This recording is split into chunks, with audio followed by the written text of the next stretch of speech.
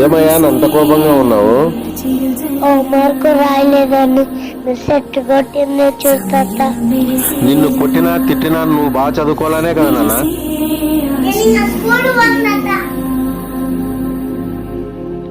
నేను స్కూల్కి వెళ్ళేటప్పుడు మా టీచర్ ఏం చెప్పేదో తెలుసా నాన్న? ఇప్పుడు బాగా చదువుకుంటేనే రేపొద్దున మంచి స్థాయిలో ఉంటారు, లేదంటే ఎండలో కూలి పని చేసేకపోతారు. మీ అమ్మా నాన్న కష్టపడినట్టు మీరు కష్టపడకూడదురా.